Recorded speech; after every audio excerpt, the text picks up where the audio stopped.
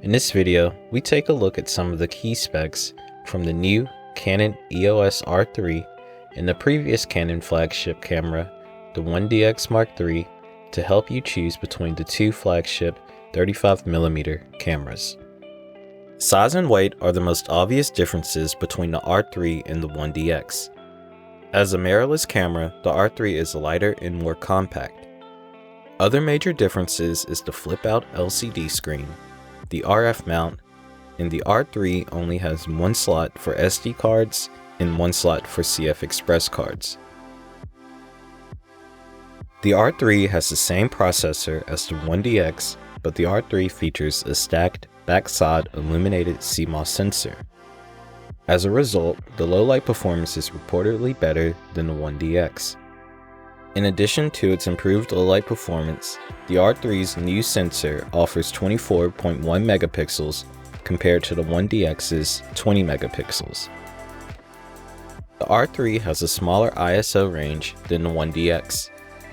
Natively, the 1DX has an ISO range from 100 to 102,000, which can be expanded to ISO 819,000, while the R3 has the same normal range but can only be extended to 204,000.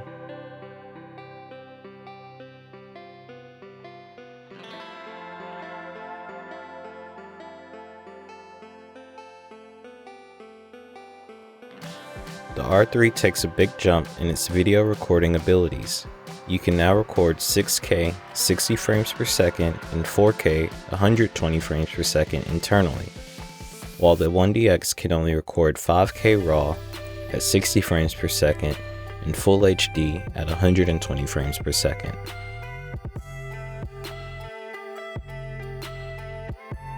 The 1DX doesn't feature an in-body stabilization system, instead it relies on the lens to supply it if available. With the R3, you'll be able to use the 5-axis in-body image stabilizer in conjunction with the optical image stabilizer and select RF lenses to achieve the highest level of stabilization.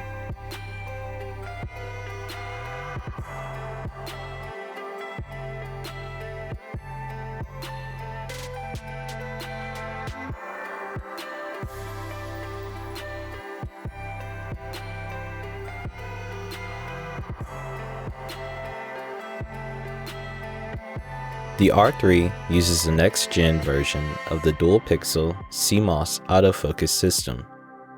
This allows for better tracking and focusing than the 1DX. It also features tracking modes for different shooting situations. Lastly, the R3 has an eye control autofocus system. This allows you to select the autofocus point simply by looking at it through the viewfinder. The 1DX can capture images up to 20 frames per second in live view or 16 frames per second in the viewfinder. In contrast, the R3 can shoot up to 30 frames per second with the electronic shutter, but only 12 frames per second using the mechanical shutter.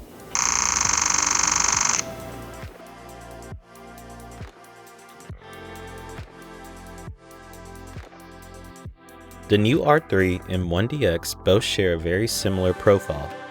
However, it seems that Canon is taking things to another level with the R3, especially thanks to the new sensor, 6K video, vari-angle screen, in-body stabilization system, and a more advanced focusing system. So what do you think? Would you choose the new R3 or the 1DX, and why? Make sure to like and subscribe and leave a comment below.